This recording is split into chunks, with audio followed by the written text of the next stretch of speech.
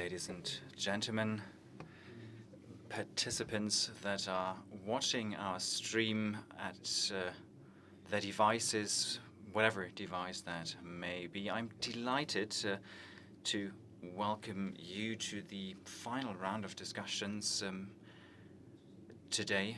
And we're gathered here in Berlin, and you are gathered with us online as a wrap-up of the first large-scale conference of our institute about the colonial heritage.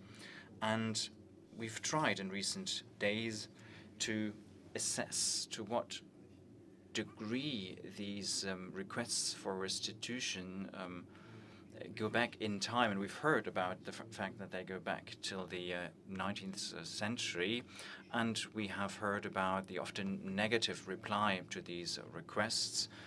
And we've also heard in the context of this conference of the German Lost Art Foundation that it is not the only kind of requests that are currently pending, and that oftentimes these are not perceived in the way that they are actually meant to be perceived. Now, in the next hour and a half, we want to look at the present and we want to look at the future to some extent in order to look at lessons that are to be learned. And when I say we, I mean our panelists today. I have two guests that are joining me today here in Berlin. And we have Professor Dr. Barbara Plankensteiner on your right. And she's director of the Museum am Rothenbaum, Mark in short, in Hamburg. And before that, it was a curator at the Yale University Art Gallery in New Haven, and also as a curator of the African collection of the World Museum in Vienna. As an anthropologist, she headed a variety of important international exhibitions and also worked in the museum context and published extensively in the research environment, and was also part of the Benin Dialogue Group, is still part of the Benin Dialogue Group. Welcome to our panel, Ms. Plankenstein. And between us, you see Nadja Ofuatey-Alazard from the German Schwarzwald. She is a journalist, a moderator, facilitator, director, and oftentimes working in the African context and in the context of German colonialism. She was involved in the Remix Africa in Translation series in 2016, or the book published narrating Africa's futures in 2018, and since October 2017, you've been working as a project lead and co-chair of Each One Teach One, a group from Berlin, and since 2020 you are also co-lead of urban remembrance and responsible for interventions and discursive and performative contexts and formats. Now, thank you very much for joining us today. And we have three guests that are joining us virtually. Nana Oforiatta Ayim, for one, from Ghana, a director and artist from Ghana. She published about contemporary art in Ghana and initiated a variety of projects in the same context. And Oforiatta Ayim founded the Institute of Arts and Knowledge in Accra, in Ghana. She's head of that institute, and in 2016, the Pan-African Cultural Encyclopedia went online from and hosted by that institute, showing all the culture on the African continent. And the African Report, a magazine, is a magazine that called her one of the 50 leading and trailblazing women in Africa, a woman that made history. She published her first novel, The Godchild, that was received very well amongst critics. And great to have you Ms. Oforiatta-Ayim. I would also like to welcome Professor Dr. Albert Gouaffo, who is head of German Studies and Intercultural Communication at the Université de Dschang in Cameroon, and also heading the Association of German Literature Experts and Professors for Sub-Saharan Africa. And he's an expert on colonialism in Africa. He headed a variety of studies in the context of provenance research and looked at the history of provenance research, especially for those pieces of art and collections that were removed to Germany during colonialism. He also looked at a comparison between the Rhineland in Germany and the grassland in Africa in the same context, and he's now involved in a project at the TU Berlin. Mr. Gouaffo, thank you very much for joining us today. And of course, last but not least, Professor Dr. Markus Hilgert, who is Secretary General and CEO of the Cultural Foundation of the German Federal States. He is an expert on Assyriology and had been working at the University of Heidelberg, and he became head of the Near Asia Museum on the Museumsinsel in Berlin. And in the variety of responsibilities that he has in committees that he's chairing, he is very much focused on raising awareness of cultural heritage. And he's also heading the contact point and was part of the group that established the German contact point for collections from colonial contexts and looked at societies both of origin and of those that pieces of art were removed to. And he talked about the commitment of all involved in really reappraising the colonial past here, and that is an important part of our cultural heritage itself. My name is Stefan Koldehoff from Deutschlandfunk, and I'm delighted to welcome so many interesting guests joining us today. And you can also listen to our stream in English, so you can choose between German and English. And you are now listening to the English interpretation. So again, if you would like to switch languages, you can do so. It is available again in the German original or in its English interpretation. Now, ladies and gentlemen, as a starter, I would like to put a question to all of you, all of our panelists today, and maybe you could share your views on that. Time and again, we've heard in recent days how long these requests have been pending and how far back we can go and still find requests that were put to the German government. And I think it's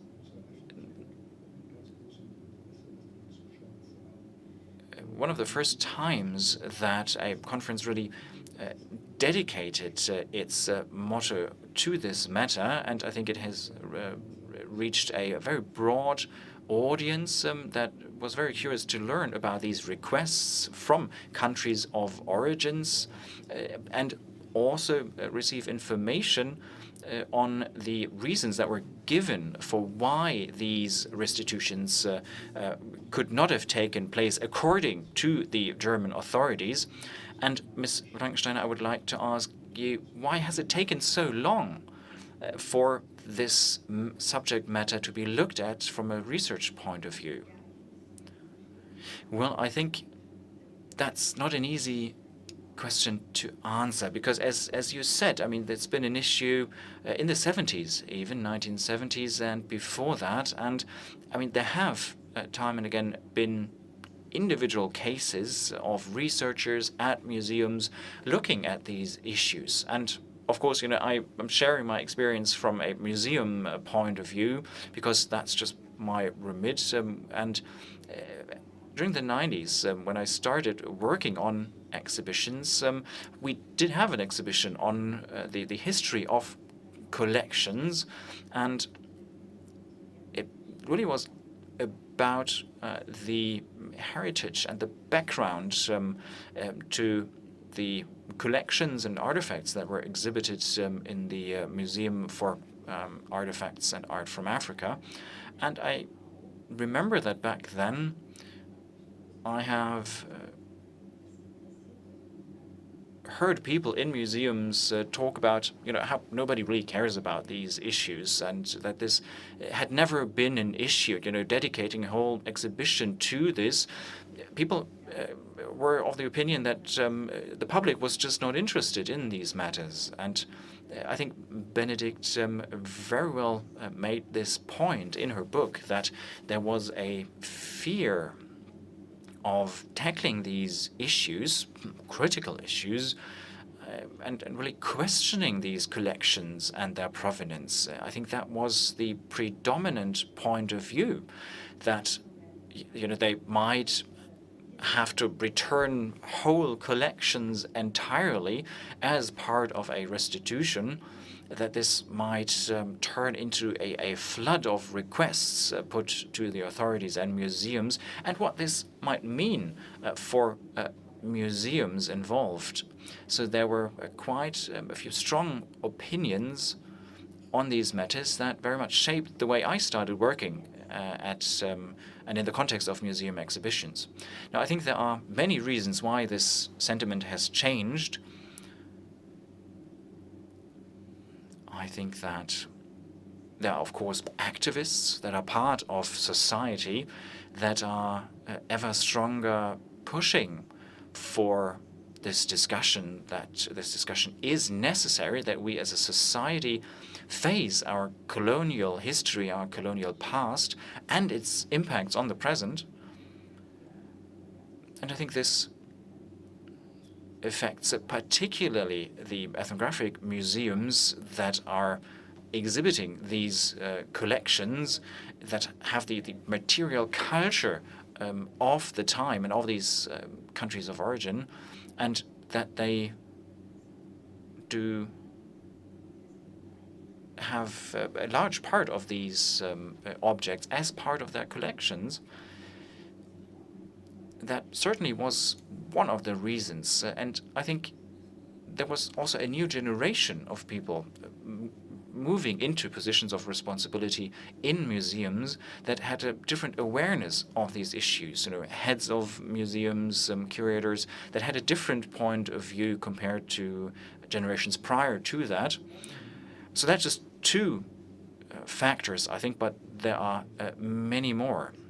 Ms. Ofuatey-Alazard, I think Ms. Plankensteiner just wanted to, or didn't want to say that nobody cared about it, but really just reflected on people using that as an argument in the past, and that people were worried about losing their collections.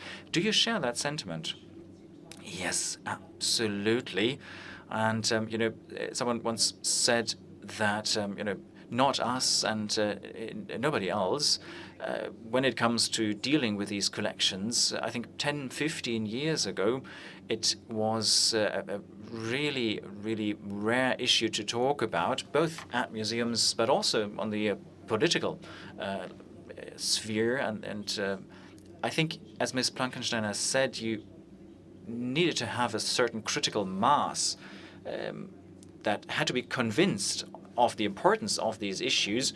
And after decades of certain discussions about restitution, it was successfully buried and glossed over, and that had to be moved back to the surface. Criticizing colonialism was something that often went hand in hand with criticism of racism, and criticizing racism against people of color is, of course, intertwined with these issues, with the German colonial past. And Germany was a central actor in this context of colonialism, and also had a conference with invitation from Otto von Bismarck about colonialism in Africa, and I think it was no longer possible to ignore the issue, the elephant in the room. Now, Ms. Oforiatta, pressure was important, as we've just heard, and do you think that this was a pressure that mainly originated in the countries of origin? I mean, starting in the 19th century with individual cases where people tried to raise awareness about this, or was it more a pressure in the former colonial powers that led to this issue becoming more prominent?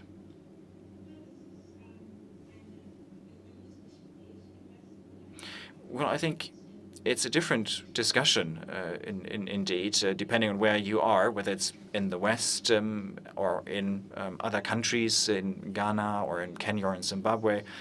I think it's indeed a different discussion that we're having. And I believe that the movement of decolonialism and a mental shift from the encyclopedic museum or universal museum is an important factor. It seems to have been a bit of a moment of enlightenment that people realize we cannot continue in the same vein as we did before. And that is something that, of course, touches upon contemporary art, but also historic art. I think when I look back at the last 10, 15 years, I think also in the context of contemporary art, things have changed. Art from Africa has always been perceived as being on the sidelines, really, and has now moved back towards the center. And I believe that these two energies are centrifugal energies, really, that are now clashing, they're converging. The fact that Africa now is more willing to put these cultural expressions in the center of the discussion. So we are more and more willing to ourselves look at these issues. And I think that decolonialization and the whole movement that's happening in the West and the perception of universal museums, I think those are the main currents that are clashing and converging in this context. But again, as I said, it's an entirely different kind of discussion that is being held in Germany, in France, or in the United Kingdom, compared to Ghana or Zimbabwe. Well, I hope that we can come back to that point in a moment, because I think it's very interesting how the discussion that we are having now during those days of our conference, but in general in Germany, how this is perceived in Ghana and in other countries. Now, Mr. Gouaffo, if we're reflecting on this, does that mean that globalization is also partially responsible for putting this issue on the agenda and also leading to consequences? Is that also a technical development, or is it just a mental shift? Well, I think that there was indeed a mental shift, a shift of perspective, that from an African point of view, a lot of criticism has been voiced about these issues. In the past, Europe mainly talked about itself. Now we have more voices that are being heard from the South, from the European diaspora. And why exactly it took that long, and why these requests for returns and restitution have not been successful sooner, and why just some of them were successful, I think that's a difficult question to answer. From an African point of view, I believe that it's important to look at the context and the function and the goal of museums themselves, and how this plays into the formation and development of a nation. I think all of this is connected ultimately. I think that museums often have artifacts as part of their collections that stem from origins outside of Europe. And I think the question is, what function did these objects have in the past? And I think that they allowed a juxtaposition of the self and our own and the foreign. I think this started with the Berlin conference on these issues, at a point where Germany was a bit late to the start here and late to the table compared to other nations facing these issues. And I think these archives of foreignness, of something that is foreign, and returning that, I think that was an important development. So I can understand to a certain extent why these requests for returns and restitutions were viewed in such a hesitant way. I think the fact that these issues were discussed with a great level of difficulty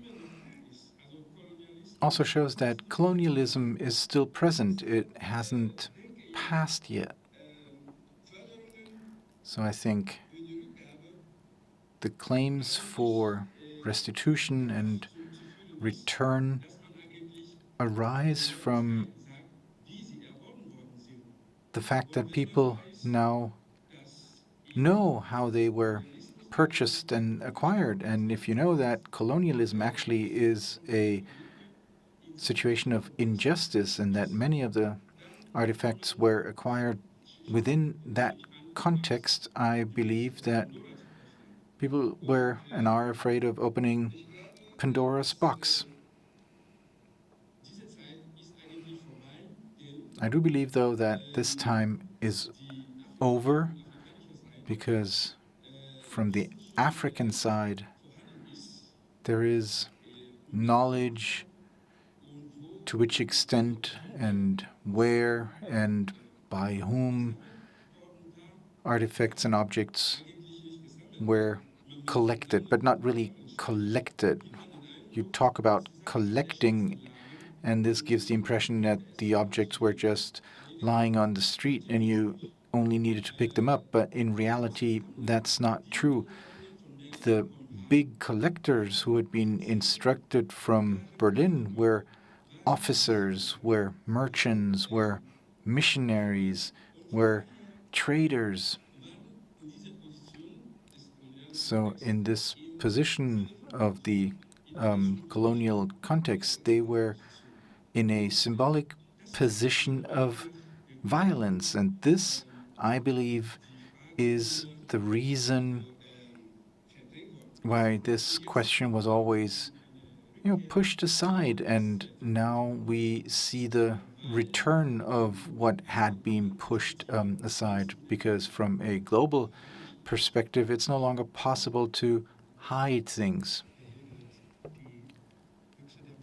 Mr. Hilgert, Pandora's Box that has just been mentioned has been open for quite some time, but still, Larissa Förster, in her extensive article on this topic, she pointed out that since 2018, the coalition agreement of a German government states that we want this to systematically process that situation and come to terms with it, even though this is not a comparison to the time of the Third Reich or the GDR dictatorship. And how do you see this from the point of view of a person working in a museum?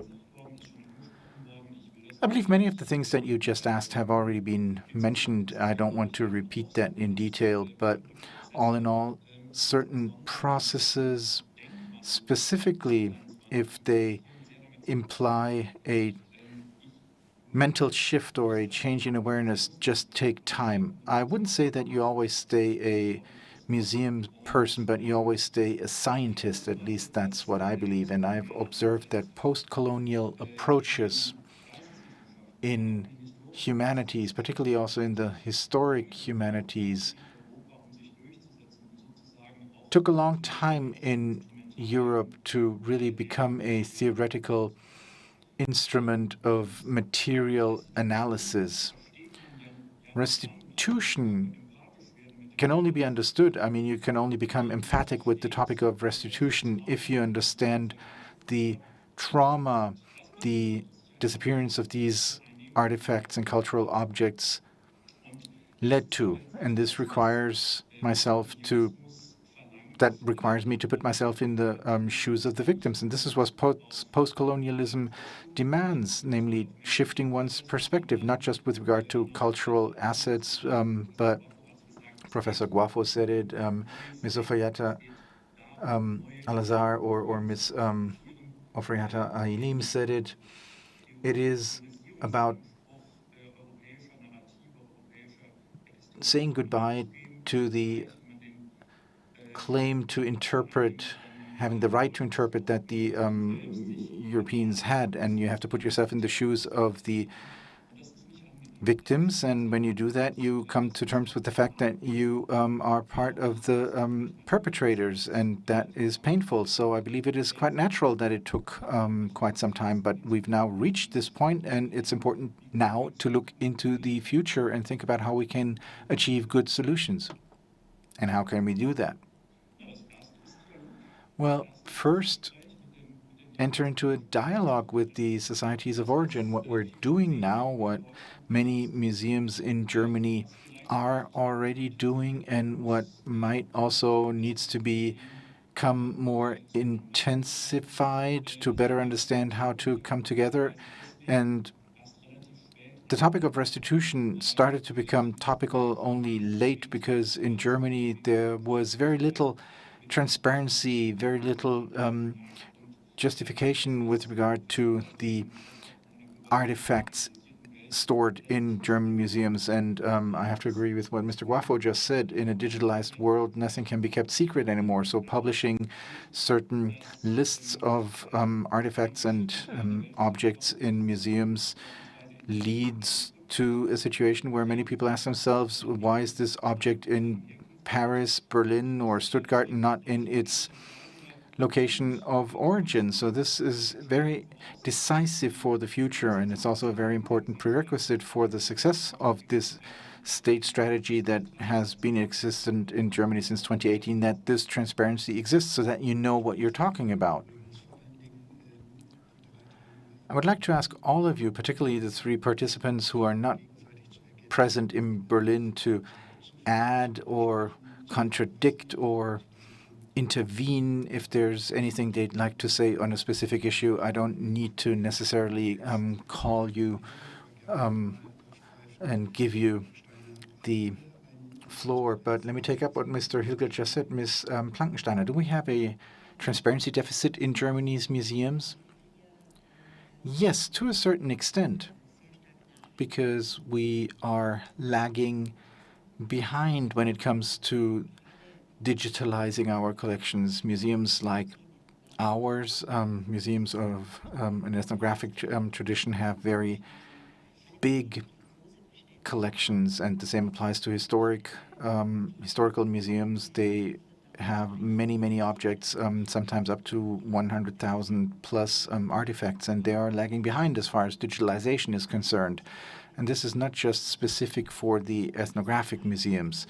So this is the one problem that we have. You cannot work that quickly. And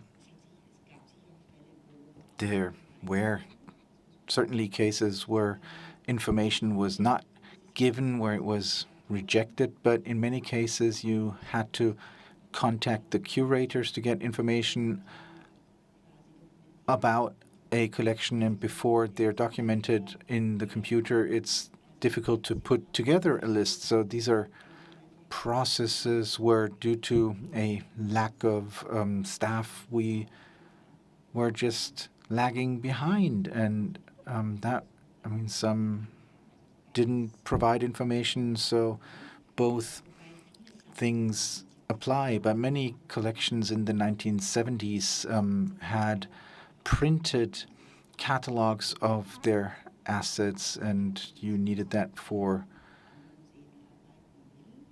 your research work if you wanted to work with the collections of other museums, but they were not always available. They could only be found in certain libraries, or they were out of date and couldn't be found, etc.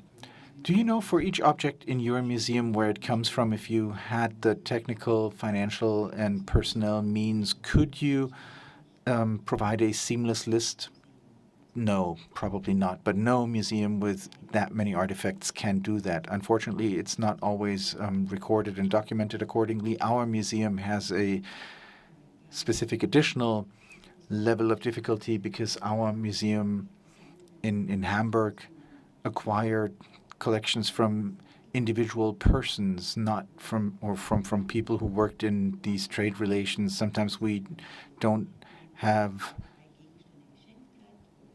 even have the name of the person who gave 2 or 3 artifacts to the museum as a gift or sold it to them. And if you have an address, that's already a lot. There might be some information where it came from, and you can check this through stylistic comparisons, but you don't know how this person came into the possession of this object, and who that person was usually also isn't recorded. And these are questions that we follow in provenance research projects, and sometimes they end up with no result. Or as Götz Ali said, a warship is suddenly converted into a private collector with the same name, and the provenance is wrong and has been wrong for decades. Mr. Gouaffo, what would a solution to this dilemma be? How could it look like? You pointed out we need knowledge to be able to document at eye level. There is, for example, the request, and let me be polemic here, this is not my opinion, but there is the request to first be suspicious of all of the artifacts in all German museums, and the museums have to prove that they were rightly acquired, either for legal or moral purposes. Would you support that?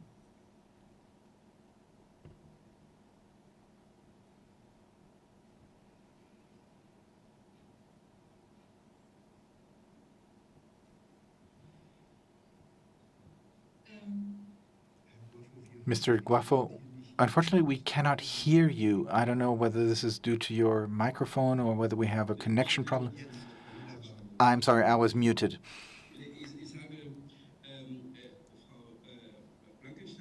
Ms. Plankensteiner just said how provenance research was done in museums. I think we have to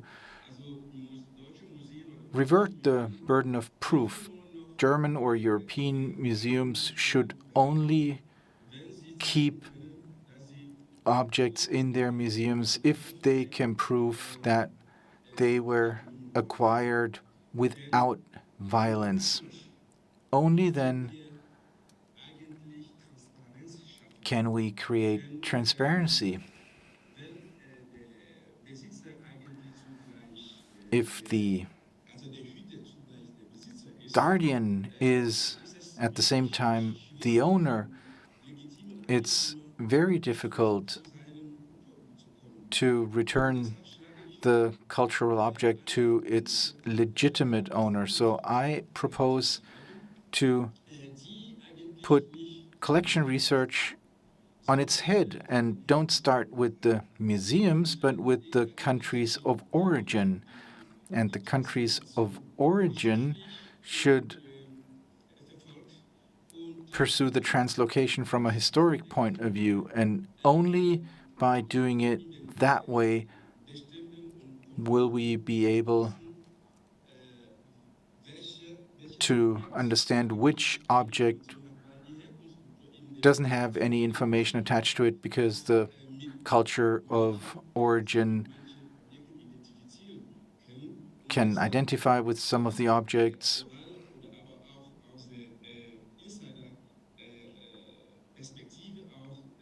so that we are able to find more information on badly documented objects based on oral information, and We have museums that have artifacts that they don't know what to do with, whereas the countries of origin would know what to do. So we need collaborative research where at eye level information is exchanged. And the countries of origin shouldn't be seen as informants or sample givers, but as consultants, because they have knowledge about these artifacts, about these objects, because they can identify with them, but also because they have a certain oral tradition. So ethnologic museums should enter into contact with the cultures of origin, with the communities of origin, in order to close these knowledge gaps so that you can talk about the development of these objects that have been stored in basements for hundreds of years. And this is exactly what we want to talk about, the present and the future. So do you have the feeling that this is not happening frequently enough, that the knowledge, the competence, the oral history that exists in the countries of origin isn't used enough?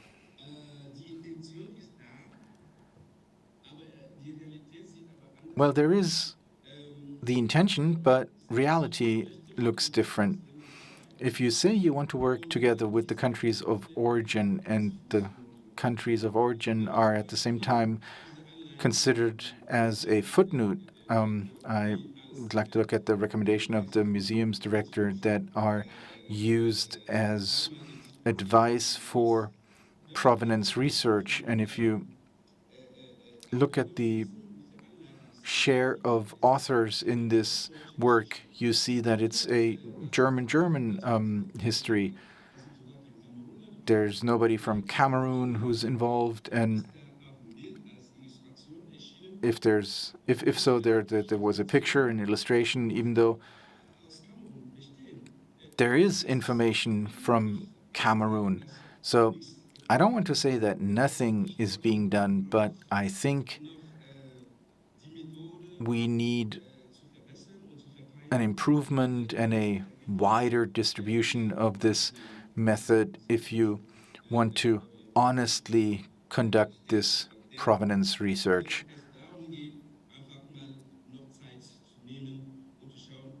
Or it's about, just using a little bit more time to see whether this entire discussion will dissipate into the background as it was done in the 1970s. Now we have to go full throttle and approach this topic. Ms.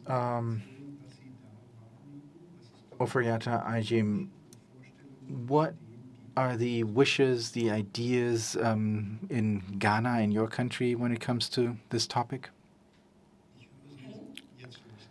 Now we can hear you. Yes, I can do this, sure.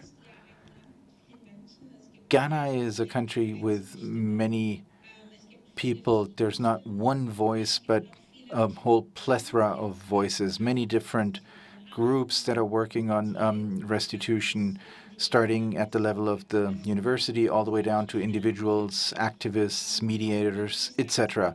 You can't say that Ghana has just one voice or one opinion only. But there are a lot of interesting things that are happening in Ghana. There's a group at the university that is headed by Watiapo, and it's an interesting case where the rulers of this group in the Volta region write articles themselves. The king and the mother of the king write articles about the objects that they're claiming to be restituted. They're very articulate when it comes to their claims. From the former ambassador in 2015, they required these things to be returned. They're now in the Ethnological Museum of Berlin. Asante Hini Many of his objects are distributed all over the world in the Wallace Collection, the Victoria and Albert Museum, the British Museum, and similar to his predecessor, his ancestor. Sorry, I'm having some difficulties with my German here, but it's coming back. It's coming back. So similar to his ancestors, he is also very articulate with regard to what he wants, and I'm closely cooperating with him. I also work together with the government on this issue of restitution, and I'm involved in discussions with German and British museums, and we also had a discussion with Dortmund, where I curate an exhibition in November where we have objects from the Überseemuseum in Bremen, from the Jochtenstein Museum in Cologne, and where we try to put together object biographies. And as Barbara Plankensteiner already said, if you really tackle this in concrete terms and you try to take this restitution discussion from the abstract level to the concrete level, then it's very complicated. Each object, each collection of objects, at least in the museums that I've cooperated with recently, have sometimes very strange information. Sometimes you have a name or a date. If you're in a lucky situation, you don't really have any idea how these artifacts ended up in the museum. You have a certain idea of the era and you have a name, but that's it. And based on that, you have to re-establish the object biographies. And I closely cooperate with the communities in Ghana, as we call them the knowledge keepers.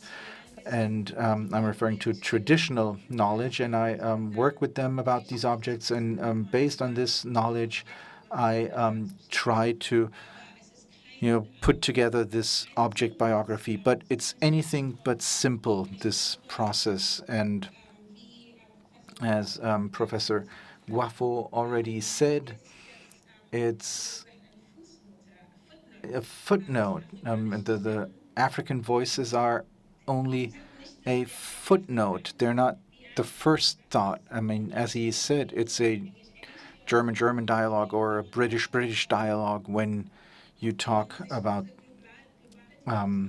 this issue. And if you look at the global discussion that's currently happening on restitution, and if you look at the voices and listen to who says what, you see the dominance of the Europeans, the Western world. The African voices are a minority, and what we think, what we do is not the most important aspect, as it has already been throughout history. So again, it's the West that is leading the discussion, and that's why the colonial synergy, the colonial pattern of being, this rhythm is shown again. We don't see a real change that is happening, and if that does not change, if we don't really achieve a level playing field between us and the West, this restitution issue that was brought up will not change. It's just a discussion. Universities talk about it. Articles are being published because it's on vogue at the moment. In 2 years, 5 years, it will all dwindle down again. But if we don't really have this change, if we don't really achieve an eye-level discussion, it's just a lot of hot air. Danke. Bitte. Well, thank you very much for those comments. Ms. Plankensteiner, please. Yes, Nana Oforiatta, I really liked the examples that you mentioned, about what's happening in Ghana. I think that is of vital importance, and it goes a bit against what you might have said otherwise, because it's what's important for us as well, that the initiative, in this case that you explained, is coming from Ghana. It's not something that we initiated, and we, are contacted in this context and asked for our cooperation. And I think that is a very important process, that this whole development is initiated in this way. And for us as a museum, it is important that we can be part of these projects that you mentioned. So I think it is very fortunate that we're getting organized in this way, but I'm feeling like this is not the way it is happening across the board. So that's a very important example that you mentioned. I think on both sides, a lot of things have to happen, have to change in order for real progress. That can't just be something that happens in Germany. It also has to happen in African contexts, in African nations, because otherwise this cooperation on eye level is not going to work as well as it could. Now, I would like to come back to something that you said, Ms. Oforiatta Ayim and Ms. Ofuatey-Alazard. Do you share that sentiment and perspective? Is that more of an alibi that people claim this cooperation on eye level? Yes, I mean, this on eye level, discussing on eye level, this is really annoying that people keep saying that. And, this is nothing special. That's the way a dialogue should happen in the first place. So I think there are a lot of initiatives on the African continent, also in former German colonies. Whether people listen to that, whether they have the access they need, that's another question. I mean, there are regional initiatives. People know what they've lost, what was taken from them, and they know in what way or fashion this loss, this taking away happened. And maybe they've not been heard in the way they should have. That could be something that's changing, but it might be an idea to have this point of contact that we talked about earlier also be present on the African continent, to have a structure there via the embassies, German embassies in African countries, to have people on site. I mean, we know where these expeditions took place in the colonial context, and I think that these are important. As I said, as we know about these punitive expeditions. And I think from a German point of view, we also have to tackle the issue of restitutions, because I entirely agree with what Albert Gouaffo said, that it is a burden of proof that resides with the museums. We are a highly technological country, and hearing someone say, well, gosh, we've got so many objects and artifacts as part of our collections, we can't just really look at all of them. I think that is insufficient. We have to push this research forward. We have to create the infrastructure that really does justice to a reversal of the burden of proof and puts it on the institutions that have these artifacts. And it's not just about ethnological museums. It's about the museums of natural sciences, when we talk about fossils and dinosaurs, human remains, all of that is being kept and was taken in order to look at race theory issues in the past. And I think, the former colonies, they have a handful of items. We talked about the Cape Cross, the whip and the Bible. The Benin bronzes are being returned, and parts of that collection at least. And that's it. I mean, we know that the Benin bronzes were taken from the British, and maybe it's a bit easier for us now to tackle that issue of restitution. So what I expect of Germany is that Germany proactively faces its own colonial past, and that translates to restitution. Now, should this happen faster? I mean, we're talking about hundreds of thousands of objects. Well, yes, it should happen faster because, I mean, if we keep going at this pace, we'll be doing this for decades or centuries, because I think this is a systematic approach here to keep talking about a dialogue on eye level. And, who's been talking all the time and seeking this dialogue? That was African stakeholders. Just nobody listened. So I really can't stand it anymore. I mean, as Nana said, I'm not from a museum background either, and I create spaces for a dialogue. And even though I'm not an expert on museums, I can tell that this is not the true reason, because just having too many objects and not enough information, and this being brought up time and again as an argument, I think this doesn't hold. And in 2017, I was part of a small team, a TV team, that traveled through the smaller former colonies. And I'm going to head to Togo soon, where they launched a very interesting initiative about a new way of handling these artifacts that are hopefully at some point soon being returned to Togo, but also to Cameroon, to Namibia, to Tanzania. And I think that in all these countries, including Cameroon, people are aware of what happened to their cultural heritage and which objects were taken from them. And the Tongue that is being exhibited in a museum in Munich, that was taken, and that was taken from communities that were plundered. So the Gonzo, for example, the statue there from Cameroon, all of these have seen requests for the return of these objects. Despite the fact that that's the case, they're exhibited in the Humboldt Forum. Now, Mr. Gouaffo, it sometimes can seem like the discussion that we're having is a very active one, but it hasn't yet reached the broad public in Germany. If we talk about the Humboldt Forum in Germany, then we often do this in a bubble of those that are interested, that are committed to these issues. And what about societies in Africa? I mean, sometimes we hear talk about parts of an identity being returned to the people.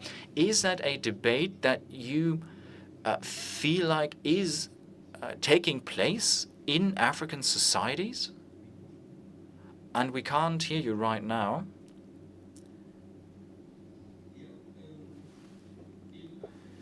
There you go. Now, I think that we have a similar situation compared to the one in Europe.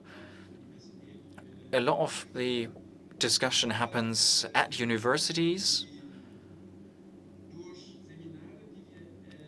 but through seminars that we're organizing with communities, with regional populations, we raise awareness about these issues.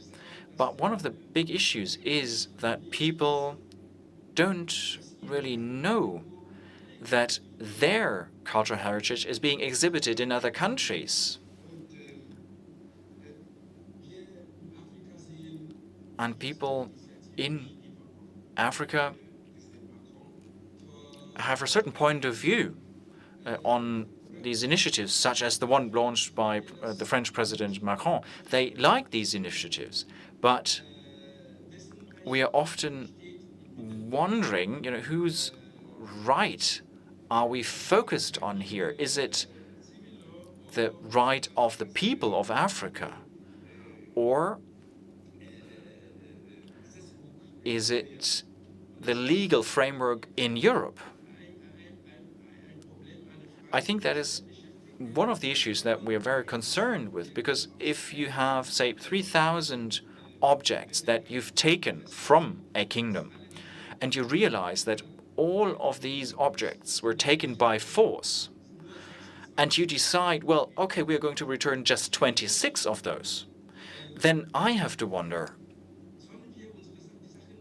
whether we should, keep begging for these artifacts to be returned that are actually ours. Why not return 100%? Why not return all of them?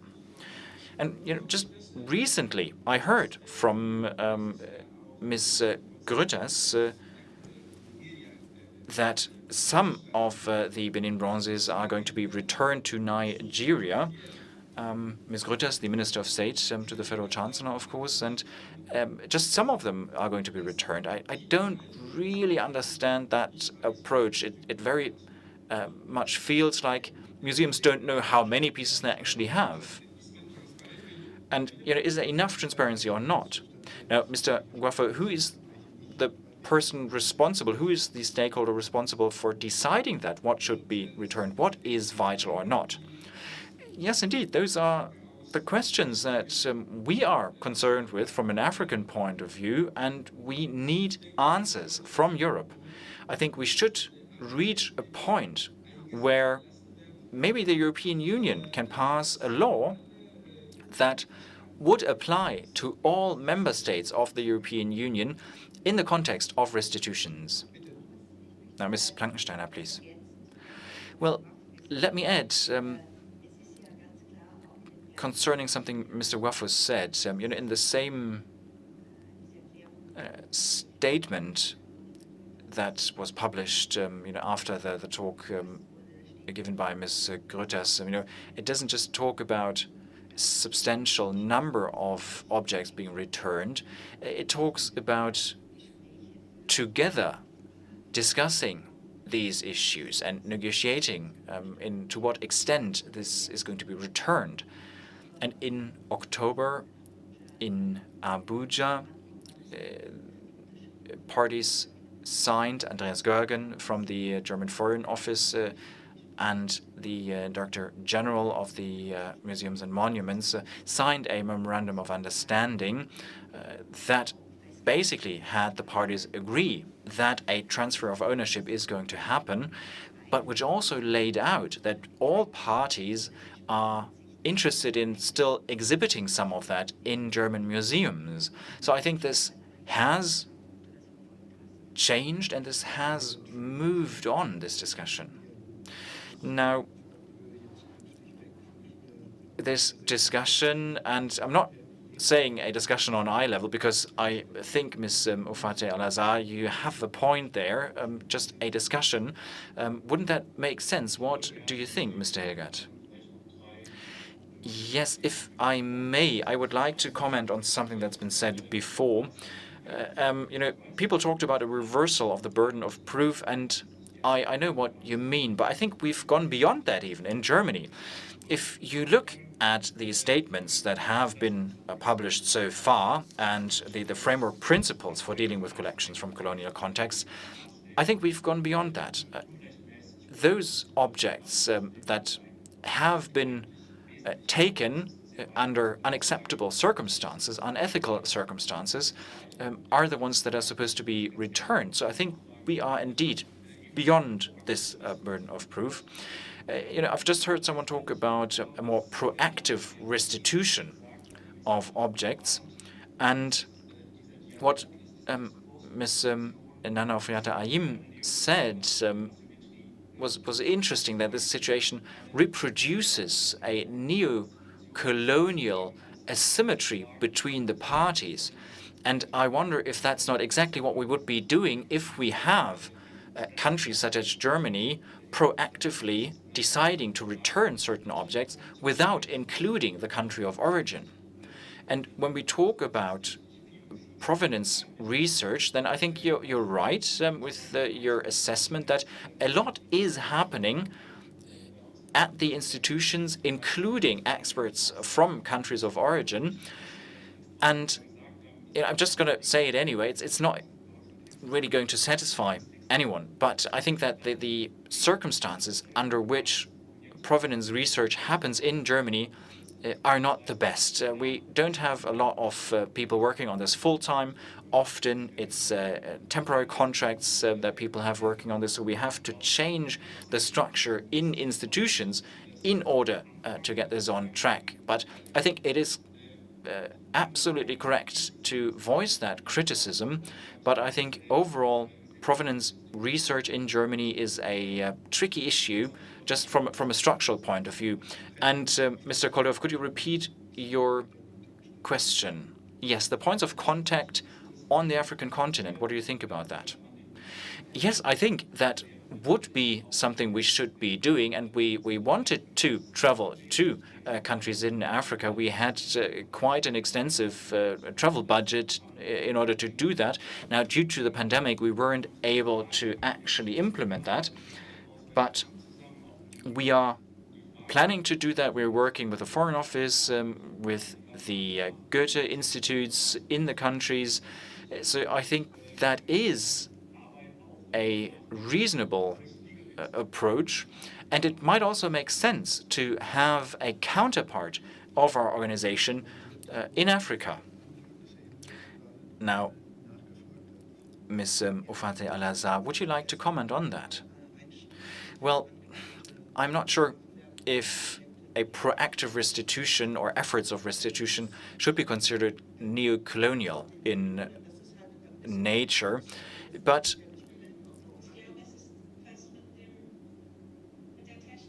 I think we have some technical issues. Nana, can you still hear me?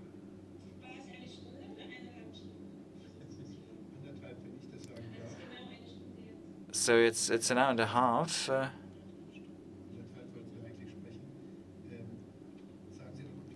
Now, Ms. Ofuatey-Alazard, please, just go on, and we'll come back to that later. Now, it sounded like I wanted to really force countries of origin to take these objects, and that's of course not what I wanted to do. As Albert said, it should be a concerted effort, something in a certain legislative framework that would mean a change of attitude. As Albert said, I mean, we don't want people to beg for these objects to be returned that are rightly theirs. So I think that would be a shameful approach if we allowed that to happen. And Mr. Hilgert, as you said, a proactive attitude and a faster pace with better conditions would be ideal. As you said, provenance research is a difficult matter, and I think that the new government should really pick up the pace and take a different approach with a different attitude. Now, Ms. Oforiatta, Ayim, can you hear us? Now, I would like to know, as we talked about the point of view from the countries of those that committed these acts, what do you think, what do people expect in countries of origin or in your country, in Ghana? What concepts do you have? What do people want to happen with these cultural artifacts? And museums are often tied to governments and countries. And I mean, you're active in this context. Are there any concepts in place with what the countries of origin might want to do with that? Yes, I mean, first of all, I would say I am an individual. I do not speak on behalf of the government of Ghana, and this is frequently expected when you're invited to Europe to speak on behalf of Africa or on behalf of one country. But I'm an individual, a person who is part of a pluralist society, and there are different groups, as I already said. I myself am in a dialogue with the local king, and I try to help him to get some artifacts back. And I talked about what in 1874 was confiscated and looted during these punitive expeditions. I mean, this is a very problematic term in the first place, but what the things that during that time during this destruction was taken away, and we're working on having that restituted. And there is a dialogue between the king and the state. What will happen when these objects are returned? How will the state and the different kingdoms react? I mean, the state Ghana didn't exist in 1874, so those arrangements I'm working on. But as I already said, it is a complicated process, and it is a process that will take a few years until there is a coherent strategy. And it's also a matter of trial and error. We will try certain things, and some things will work, some things won't, and we'll just keep on trying. But at the moment we're talking, and when I say we, I'm referring to the group that I'm cooperating with. We're working with, and we're talking to groups, museums, individuals. I just traveled from Accra to Europe and met individuals here, talked to them who have Ashanti gold collections and want to return these collections. And we talked about how this is going to happen. So it's not just institutions, but also individuals who are involved in this restitution process. So this means civil society is involved as well. It's not just a task of governments to think about what is being done, but it's also the population, the people who are listened to. Yes, absolutely. The state Ghana has been existing since 1957, but the Ashanta, the Ewe, the Ga, and all the other communities have existed for millennia, and the objects were taken away from these communities. So for me, and I'm only speaking on my behalf and not for Ghana or Africa, that's why the voices of the communities, to me, are those that are most important. And I would also say that restitution is not just something that focuses on returning objects. There is a bigger resonance,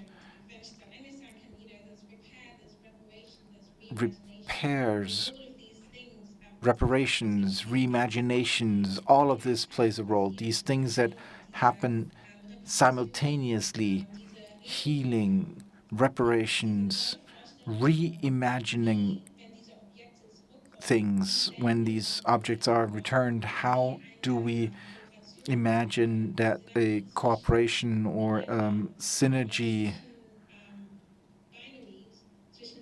between different places can take place? As Ms. Plankensteiner just said, that we're working on this exhibition together and are doing simultaneous research with Hamburg or with Cologne, that we're trying to jointly present the object biographies of the objects that are put into this exhibition. How does it look like from a European point of view, from a Ghanaian point of view? I mean, this leads to a new type of cooperation and dialogue, and I think all of these things that are happening simultaneously with the restitution, with the return of the objects, are equally important. The new creation of a dialogue, the new creation of a cooperation of a certain type of dynamism.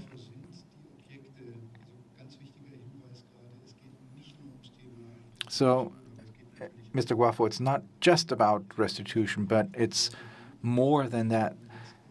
Mr. Gouaffo, the objects that will be returned or have already been returned, are they the same that at some point in time were looted, taken away, or have they changed in exile?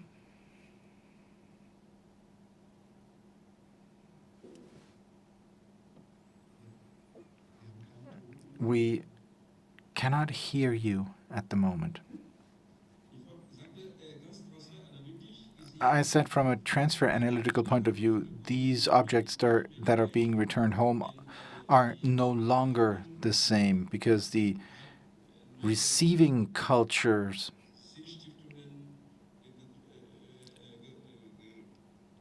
assigned new meaning to them, and that's normal. Some of them come back in a more enriched form than, for example, the Blue Man on Horseback in Munich is a fetish object and became famous because the painter Kandinsky, Franz Marc, etc., used it in their almanac. And when that is returned,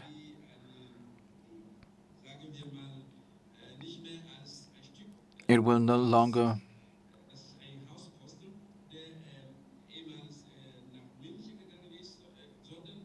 be a piece of art that was given to Munich at some point, but it will return as a trophy won by a soccer team, because it's the pride of the community of origin. So it's actually enriching. I think what's important at first is to establish the ownership. Who do things belong to? They can be in Munich, in Berlin, or whatever, but when you say the guardian and the owner, and you really find out who the actual owner is, then there can be a negotiation about royalties or other agreements. But this doesn't necessarily mean that the objects are returned to Africa, but for certain objects where the community of origin deems them important because they're spiritual or they're symbolic of their own pride, of their origin, their own history, then they have to be returned. Then the right place for these things to be is not somewhere in a basement or under a glass cover, but in the immediate environment of where they were taken from. Ms. Plankensteiner, this is being discussed. Annette Just of the Rothenstrauch Museum in Cologne said, renouncing the ownership, and then based on that, we need to think about what needs to be taken where. Is that the panacea? I cannot tell you that yet. We will try that with some of the artifacts in Germany. This is being negotiated with the lender now because we're a federal state here, and some of the Benin artifacts will be used for this approach. I don't have any experience with this. We'll have to see what the partners think about it. It might be a good model, maybe not. We'll have to try and see.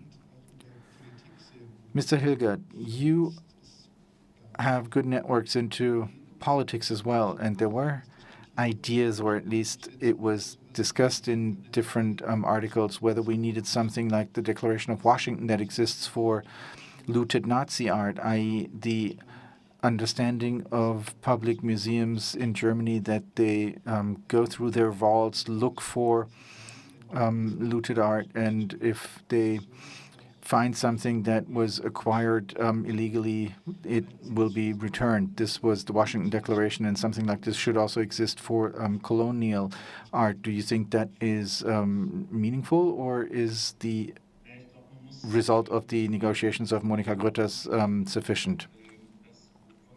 I think we need to differentiate. What you just talked about were the Benin bronzes. That's part of a very big collection of post-colonial contexts. But regarding the prerequisites for returns and restitution, the policymakers in Germany as early as 2019 wrote a document, and we have some cornerstones here already. But what we should think about is, based on what Barbara Plankensteiner just said, who rightly says we have to try and see whether the transfer of ownership is an appropriate model in certain cases. And I think these are the lines along which we have to think about, so that in order to do justice to a very broad-based restitution, we have principles, guidelines for the return of artifacts from colonial contexts. I could very well imagine that this is something that is going to happen over the course of the next months and years, because it's necessary to have guidelines like that. There are also a number of practical questions, financial questions that need to be solved and answered. But what would be more important to me, and you mentioned this, citing the Washington Principles, that the former European colonial powers come together, sit down at a table, and develop a joint attitude as former perpetrators when it comes to their past as colonial powers. I think it's laudable that Germany, France, the Netherlands, Belgium, and others have started similar initiatives, but why don't they do this at the European level jointly to, tackle a problem that can only be solved together? And we're also facing an African nation of states. It's not just bilateral relationships, but also multilateral relationships that play a role here. So I would wish for a joint declaration at the European level here that clearly assumes the political responsibility and describes the future areas of action. You all nodded in consent, as did you, Ms. Ofuatey-Alazard. Yes, I think what Professor Hilgert just said is both reasonable and good. I mean, I also have to excuse myself when I for Nana Oforiatta Ayim, I mentioned punitive excursions, and that's a very powerful term. It was a euphemism. And to quote, I should have said so-called punitive expeditions, because it was a very all of these processes were very violent. I agree with Nana, though, that we should very much focus on the communities of origin, because the nation-state powers frequently don't suffice. That needs to be taken into consideration. These units are smaller and historically different. And I also agree that it is about finding and establishing a new type of relationship. So it's not just about restitution as the final goal. This is one of the stages that I consider to be very important, but it's about more, and there are already deliberations in the continent how to deal with these objects that will then be restituted. The function, maybe to also think of a new museum to make them available, but to be at the same time permeable for other types of usage. I just briefly mentioned it. I in the advisory council of the Maison Bébé, which is a project between UDK and an association from Togo of traditional priests, and the University of Lomé is involved, and it's about establishing a center which, on the one hand, exhibits and can receive returned holy objects, and at the same time maintain them, make them accessible, and make them accessible also for the original religious practices. So these types of deliberations do exist in Togo, but it is a cooperation project between a German academy, a German university, and stakeholders in Africa. And I think in the future we will see many of these processes of deliberating, thinking, exchanging, sharing ideas and thoughts, and we'll see that. And I think it's good. But as Nana said, it is about this change of structures and also this change of attitudes, and this is where I call upon Europe. Ms. Plankensteiner, we talked about the German public museums, those museums that are operated by the federal level, the regional, or the municipal level for 1.5 hours, those who are willing to participate in this. But what about private collections and collectors? There's a lot of looted art. On Wednesday, I was in Cologne at Art Cologne, and there are a number of booths there that exhibit art from Africa, 17th, 18th, 19th century, from holy sculptures from Gabon and elsewhere. And can we also have a debate about this, or is it similar to the Nazi looted art? It's forgotten and done away with.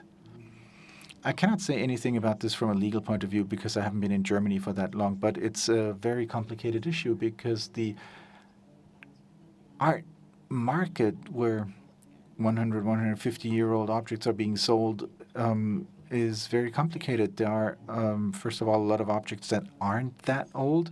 We also have a lot of copies on the market that were copied, and there's an additional level of complexity here that we do not have in museums because it's clearly documented when something was added to a collection or not, and you can then come to different conclusions. So on the art market, there needs to be another kind of provenance research, whether you don't differentiate between a really old object or not. Is it an object from the colonial times? It might be difficult, and I think it should be an issue, and that makes it all more complicated. Now, concerning something that Ofuatey-Alazard just said, I think it's an important factor that we have to accept that we are dealing with countries that, as Nana Oforiatta said, that didn't exist at the point of the taking of these artifacts. I mean, they were taken from kingdoms, and was that, or is that now property of that king's family, or is it the property of a people or of a now existing country? I think these are individual components that have to be sorted out. Also, in African countries, there are lots of discussions to be held because they have to be prepared. I mean, these are questions that have to be resolved on site. The question of how we can make these objects available to the public as an exhibit, but also use them maybe in a ceremonial context as they've been used in the past. And that might be, in part, an attempt at an answer of why this is not moving at a faster pace. These are nevertheless vital processes in order for restitution to be successful for both sides, those that are restituting and those that are receiving these objects, because we don't want to cause any new conflicts. So this is a very complex matter that might be underestimated in the public context and the public discourse. And I mean, this is not an argument against returning these objects, but I just want to point out that there are a lot of processes that do need their time. Now, still lots of things to resolve. That is I think a great way to summarize and wrap up our conference in these past days by the German Lost Art Foundation. And there are a lot of institutions, I'm looking at Markus Hilgert here, a lot of cultural foundations that might have more funding available for projects. So I'm curious, what do you think? Asking the whole panel here, what do you think? What is the next urgent task or initiative or project that should be funded and should receive public funds? Ms. Plankensteiner, if you want to start. Well, I believe, and I think we've seen in our discussion today, that it is important to focus on cooperation on creating opportunities on both sides in order to deal with these issues, to conduct research, to cooperate on these matters, jointly work on projects. And that is, I think, something that is still quite a challenge, looking at the funding structures and how funds are awarded in the current system. So I think it would be a positive development if we were able to find better solutions in the future. Thank you very much. Ms. Ofuatey-Alazard, please. Well, Christmas is coming up. What wishes do I have? Well, I have not been thinking about this, to be honest, but if I had 3 wishes, well, there are a couple of things that I've mentioned earlier. I think the role of civil society on a European level is important. Also, in the context of the processes that we discussed. And I mean, recent years and decades have shown that civil society is in the center of these issues and is instrumental in putting these issues on the agenda. So I think the cooperation between politics and stakeholders from civil society should remain important on a pan-European level as well in order to address these issues.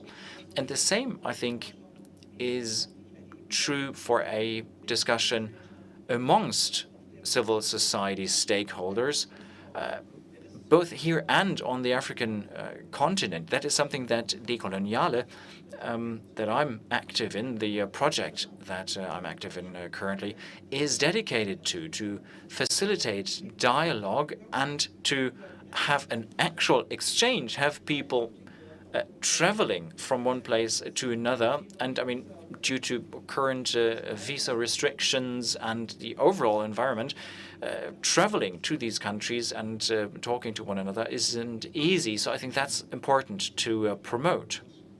Now, Ms. Oforiatta-Ayim, let me also ask you, what do you think, what would be a worthwhile project? What should we be doing in order to look at the past, to learn something for the future?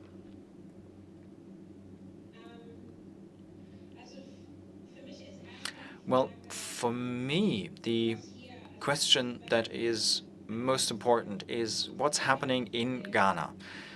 What does this loss actually mean for us? Something that happened many years ago. What does this fragmentation mean for us? I mean, it's a fragmentation of ourselves. These objects have been taken from us. And it's not just that. I mean, there have been missionaries here, and their activities have, to a certain degree, ingrained in us that perception that some of these artifacts that might have a spiritual dimension, that they don't have any value or that they are evil in nature.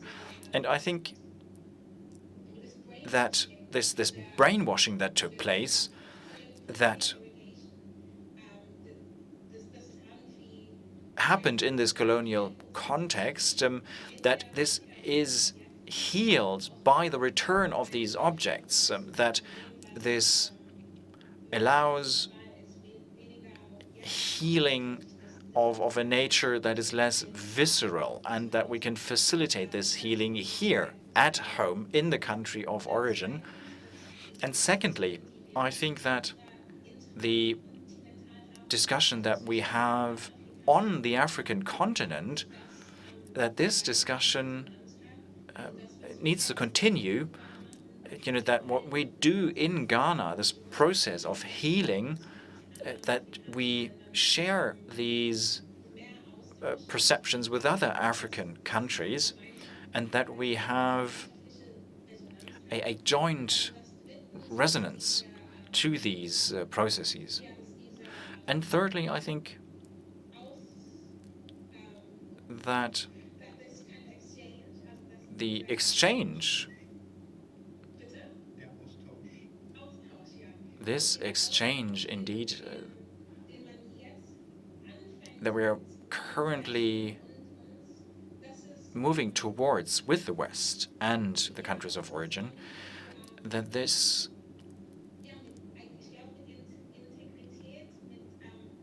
goes hand in hand with integrity, with transparency, and with honesty. With truth and honesty, indeed, and that we continue that dialogue and that process.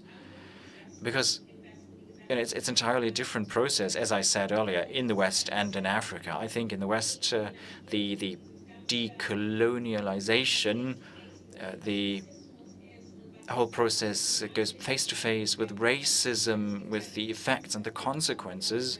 I mean, there are a lot of things that still have to be resolved in institutions, and there's a certain tendency to be on the defensive when it comes to these issues. So I think this is going to be a long discussion before we've reached a discussion of integrity, of transparency, a discussion from one soul to another, and that is what I'd hope for, that we achieve this with our African sisters and the West to achieve a certain level of healing and reparation of the violence of colonialism and of the colonial process that happened. Thank you so much. Mr. Gouaffo, what would you wish for and hope for? Well, I think I would like to resort to a metaphor in order to summarize what I hope for.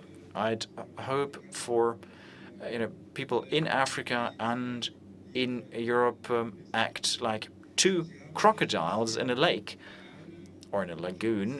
One bit the other, and they're intertwined. One is trying to swallow the other's tail, and the other is biting the other's head, and we are depending on one another. So we have to understand that the whole debate about restitutions, the fight against racism, the whole tools of decolonization, and the global asymmetries, that all of that is interconnected, and that we have to educate people about this in schools and in communities, and that this way of having a discussion, like a discussion we've had today, it does not just happen in our ivory tower in isolation. And thank you so much. And Mr. Hilgert, I have to ask you which of these wishes you'd like to fund as a part and head of the Cultural Foundation of the German Federal States. What do you think? Well, I think what would be ideal would be if German stakeholders, those responsible at the respective institutions, that they provide and receive the necessary funding to apply these measures, because I think transparency is the foundation for cooperation, for restitution, and that needs a lot of patience, but it also needs a lot of funds, and that is at the very top of my wishes for the future. Thank you so much, and thank you very, very much to all of you here in Berlin, to you in Cameroon, in Ghana, that you've joined us for an hour and a half here, and that we very seriously talked about these issues, came upon new points of view, and of course sometimes might have disagreed, and we of course would like to invite the head of the German Lost Art Foundation, Mr. Lupfer, to share his sentiment. After 3 very different, very varied days, I mean, it was the first large-scale conference held by the German Lost Art Foundation, and I probably don't have to ask you whether you're satisfied or not, because there was no one goal that you've achieved or not. But what do you think? Well, I think Albert's metaphor was so apt and very well summarized all of this. But on a more serious note, we are left, right, and center arrived at the present moment, and for all of us that we've been here on site, but everyone really involved at the museums, at different levels of society, that this is a very current matter for all of us. It is a question that is going to stay with us intensely in years to come, and it is quite the task for the new government as well, the new German government. And of course, everyone has their own set of expectations. So I think it's going to be vital for the new German government to continue what we've already laid the foundations of. But looking back at the conference, we had a very historic approach. We wanted to see how far back these requests for restitution go and how many actual restitutions happened, not just in Germany, but on a global level. And I think, apart from experts on these matters, people weren't really aware of the situation. And we've seen a lot of examples, a lot of information about these examples, going back 100 years, going back to the 1870s, to the 1970s. And I think we can see that this is not just something that popped up recently, it is something that's been around us for quite a while. It is not an invention that someone came up with 2 or 3 years ago. It goes back a long time. And if we follow the processes, and we've seen that in recent days, if you follow these, you better understand why there is impatience amongst a lot of people, because these requests happened and are happening for decades, and they are not being heard. So I think we contributed to a better understanding and providing a historic foundation for the current process, and to provide a better understanding of the current process. Now, you've published the first working papers on your website, and, is that going to be the last conference of its kind? Well, no. I mean, we had our autumnal conferences in the past. We focused on colonialism during one conference in the past, and I can assure you that this is not going to be the last conference of its kind. And now, what is left to be said? I'd like to thank everyone, all the participants today of our panel discussion today, but really everyone that was involved in recent days, everyone that contributed with their research. I think a lot of that was actually shared for the first time with the broad public. So I was delighted about that. And I would also like to thank all the colleagues at the German Lost Art Foundation. Everyone put in so much effort in preparing our conference. We, of course, had to realize that a digital or virtual conference is in no way easier or faster to prepare than a conference on site.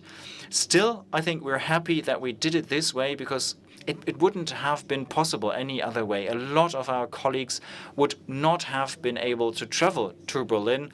So it's not the best of solutions, but it is a solution. And thank you so much to everyone working behind the scenes. Thank you so much to our 2 colleagues from our agency that contributed. Thank you very much to the interpreters that you could listen to in recent days. And thank you very much to you as well, Mr. Koldehoff.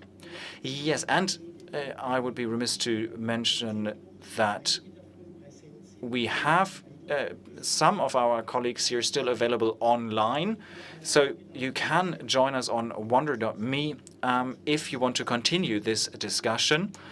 And, well, that does wrap up our event. And thank you all so much, and have a great weekend. Thank you so much, and goodbye from Berlin.